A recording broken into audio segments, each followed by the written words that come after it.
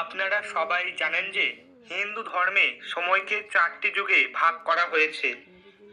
এই 4টি যুগ হলো সত্যযুগ, ত্রেতাযুগ, দ্বাপর যুগ এবং কলিযুগ।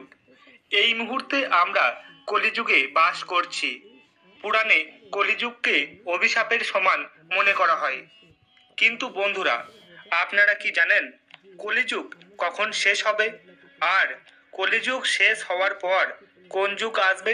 আর কলিযুগকে অভিশাপের যুগ বলার পরেও কেন কলিযুগকে শ্রেষ্ঠ যুগ মনে করা হয়?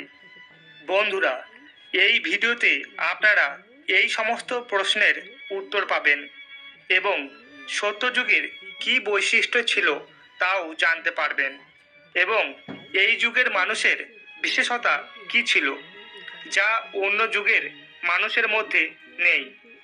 বন্ধুরা, আমাদের চ্যানেলে আপনাদের স্বাগত। আপনি যদি আমাদের চ্যানেলে প্রথমবার এসে থাকেন তাহলে চ্যানেলটিকে সাবস্ক্রাইব করুন এবং বেল আইকনটি ক্লিক করে দিন। বন্ধুগণ, আমাদের পুরাণে লেখা আছে যে সত্যযুগে ধর্মের প্রাধান্য ছিল, তারপর ত্রেতা যুগ এলো এবং ত্রেতা যুগে ধর্মের সাথে সাথে অধর্মের প্রচলন শুরু হলো। পৃথিবীতে দ্বাপর যুগের আবির্ভাবের পর অধর্ম আরো বেড়ে যায়। এর ফলে পাপ পৃথিবীতে নিজের একটি বিশেষ স্থান তৈরি করে নেয়। এবং যদি আজকের সময়ের কথা বলি তাহলে পৃথিবীতে ধর্মের চেয়ে পাপ অনেক গুণ বেড়ে গেছে।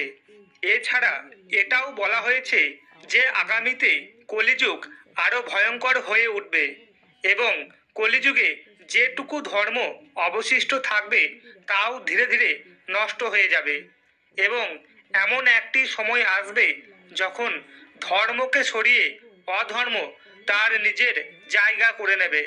বন্ধুরা, এবার জানা যাক পুরাণে কলিযুগকে নিয়ে কি ভবিষ্যৎবাণী করা হয়েছে। জ্যোতিষ শাস্ত্রের সূর্য সিদ্ধান্ত গ্রন্থের ভিতরে কলিযুগের বয়স বলা হয়েছে 4,32,000 বছর, যেখানে 50,123 বছরের এত অল্প সময়ের মধ্যে আমরা অনুভব করতে শুরু করেছি যে পাপ তার চরম সীমায় পৌঁছে গেছে। তাহলে যখন কঠিন কলিযুগ আসবে তখন তার অবস্থা কেমন হবে? যখন কলিযুগ তার চরম সীমায় পৌঁছে যাবে তখন তার অবস্থা ভয়ানক হয়ে উঠবে। কলিযুগের যে ভয়ঙ্কর দৃশ্যের কথা ভাবতেই আমাদের দেহের আত্মা কেঁপে উঠবে। যখন ঘোর কলিযুগের সময় আসবে তখন পৃথিবীতে প্রচুর পরিমাণে বৃষ্টি হবে। তখন পৃথিবীর গাছপালা, জীবজন্তু, ফসল এবং প্রাণী সহ সব কিছু নষ্ট হয়ে যাবে। মানুষ নিজের খিদে মেটানোর জন্য একে অপরের মাংস খাওয়া শুরু করে দেবে। পৃথিবীতে অর্থের গুরুত্ব অনেকটাই বেড়ে যাবে। মানুষের মধ্যে দয়া, মায়া, মমতা সম্পূর্ণভাবে শেষ হয়ে যাবে। পারিবারিক সম্পর্কের কথা বললে সেগুলি শুধুমাত্র নামমাত্রই থেকে যাবে। সন্তানেরা মা বাবার গায়ে হাত তুলতে শুরু করবে। বেদের ভুল ব্যাখ্যা করা হবে, বেদের অপব্যবহার করা হবে। পৃথিবীতে মানুষ না খেতে পেয়ে অনাহারে মারা যাবে। চারিদিকে ভয়ঙ্কর রোগ ছড়িয়ে পড়বে এবং তাপের পরিমাণ চরম সীমায় পৌঁছে যাবে। অত্যাধিক অকাল বৃষ্টির জন্য আমাদের পৃথিবী ধীরে ধীরে ধ্বংস হয়ে যাবে। মহাভারত অনুসারে কলিযুগের শেষে ভয়ঙ্কর প্রলয়ের কথা বলা হয়েছে। তবে এই প্রলয় জলের কারণে হবে না, বরং সূর্যের তেজ এত বেশি বৃদ্ধি পাবে যে তার জন্য আমাদের পৃথিবী ধ্বংস হয়ে যাবে। মহাভারতের পর্বে বলা হয়েছে যে সূর্যের তেজ এতটাই বেড়ে যাবে যার কারণে সাতটি সমুদ্র, নদী শুকিয়ে যাবে। তারপর একটি ভয়ানক আগুন দেখা দেবে যার নাম দেওয়া হয়েছে সম্বর্ধন। আর এই সম্বর্ধন পৃথিবীকে সম্পূর্ণরূপে ধ্বংস করে দেবে। বিষ্ণু পুরাণে বলা হয়েছে কলিযুগে পাপের পরিমাণ এতটাই বেড়ে যাবে যে সৃষ্টির ভারসাম্য পুরোটাই নষ্ট হয়ে যাবে। 12 বছর বয়সে নারীরা প্রেগনেন্ট হবে এবং মানুষের গড় বয়স হবে মাত্র 20 বছর। একবার পরাশর মুনিকে দেবতারা জিজ্ঞাসা করেন যে 5টা যুগের মধ্যে কোন যুগ শ্রেষ্ঠ। তখন তিনি ব্যাসজির বাণী উল্লেখ করে বলেন যে কলিযুগই সর্বশ্রেষ্ঠ। এই নিয়ে দেবতারা বললেন কলিযুগে পাপ তার চরম সীমায় পৌঁছে যাবে, ধর্মের বিনাশ হবে এবং অধর্মের জয় হবে। তাহলে কলিযুগ কিভাবে শ্রেষ্ঠ যুগ হতে পারে? তখন ঋষি পরাশর বলেন যে সিদ্ধি লাভ করতে মানুষকে সত্যযুগে 10 বছর তপস্যা করতে হতো এবং কঠোর ব্রহ্মচর্যের মাধ্যমে প্রাপ্ত করত, সেটি ত্রেতা যুগে 1 বছর এবং দাপর যুগে 1 মাসের মধ্যে সম্ভব হয়। আর কলিযুগে একদিন তপস্যা করে পূর্ণ লাভ করা যায়। অর্থাৎ আমরা বলতে পারি যে মোক্ষ লাভ করার জন্য কলিযুগই সর্বশ্রেষ্ঠ। বন্ধুগণ, কলিযুগে যখন পাপ চরম সীমায় পৌঁছাবে এবং ধর্ম সম্পূর্ণরূপে ধ্বংস হয়ে যাবে, তখন এই সময়টিতে বর্ষা সম্পূর্ণরূপে বন্ধ হয়ে যাবে এবং সব কিছু পুড়ে ধ্বংস হয়ে যাবে।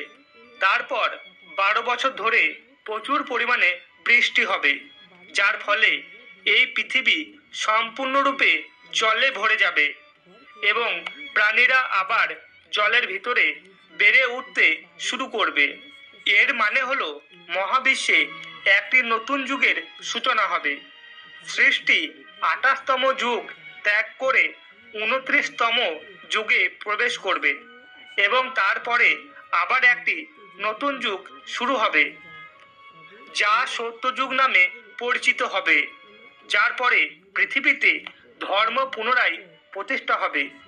পুরাণে বর্ণিত আছে যে এই যুগের জন্ম হবে চৈত্র নবরাত্রি প্রতিপদে রবিবার। সত্যযুগের স্থায়িত্ব হবে 17,28,000 বছর। পুরাণে বলা হয়েছে এই যুগে মানুষের আয়ু হবে 4,000 থেকে 10,000 বছর। সত্যযুগে মানুষের উচ্চতা হবে 21 হাত, যদিও এখন মানুষের উচ্চতা মাত্র 3 হাত। সত্যযুগে মানুষ সোনার পাত্রে ভোজন গ্রহণ করবে, গাভী ইচ্ছামতো দুধ দেবে, পৃথিবী ফসলে ভরে যাবে, নদী নালা সম্পূর্ণরূপে জলে পূর্ণ হবে, গাছ গাছালি ফল ফুল ফলে ভরে থাকবে। 25 বছর বালকের মধ্যে ধর্মের ভাবনা সব থেকে বেশি থাকবে, যেখানে আজকের যুগে ধর্মের পথে চলা মানুষকে যাদেরকে মূর্খ বলা হয়, ওই সময় এমন লোকেদের ধার্মিক আত্মা বলে গণ্য করা হবে। বন্ধু, সত্যযুগের ভেতরে কোনো ব্যক্তি পাপী হবে না, সকল মানুষ সৎ হবে, কোনো ব্যক্তি কারোর খারাপ করবে না এবং যুগের অভ্যন্তরে কোনো প্রকার মন্দ কিছু থাকবে না। মানুষ স্বার্থপর হবে না এবং তারা সবসময় একে অপরকে সাহায্য করবে, ভক্তিতে মগ্ন থাকবে। এইরকম অনেক মানুষ পরম জ্ঞানের প্রাপ্তি করবে। বহু মানুষ তার তপস্যা ক্ষমতার দ্বারা স্বয়ং ভগবানের সঙ্গে কথা বলতে পারবে এবং সত্যযুগের প্রতিটি মানুষ তার দেহের উপর সম্পূর্ণ নিয়ন্ত্রণ রাখতে পারবে। সত্যযুগে সৃষ্টির স্বর্ণযুগ বলে জানা যাবে। সত্যযুগের স্ত্রীরা চরিত্রবান হবে।